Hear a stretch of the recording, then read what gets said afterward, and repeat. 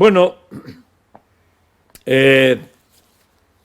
saben ustedes que hace unos días se declaró desierto la provisión de las 4 toneladas de caramelos. Y yo le dije que íbamos a seguir el procedimiento.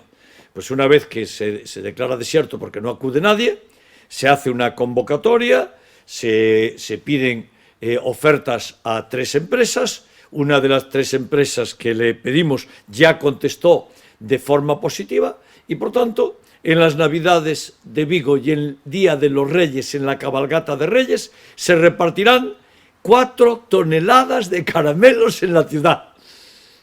Y todos los niños y todas las niñas tendrán reparto de caramelos que repartirán sus majestades, los Reyes de Oriente, que ya se van a quedar en Vigo para siempre, se quedan a vivir en Vigo, repartirán 4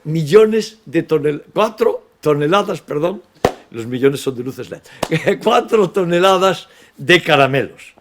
Y es una satisfacción saber que se va a producir de esa forma y siguiendo las normas y cumpliendo con la legalidad. Así que, niñas, niños de Vigo, en la cabalgata, 4 toneladas de caramelos que sus majestades, los Reyes de Oriente, van a repartir a las niñas y a los niños de Vigo porque fueron muy buenas y muy buenos. Y le van a repartir 4.000 kilos de caramelos.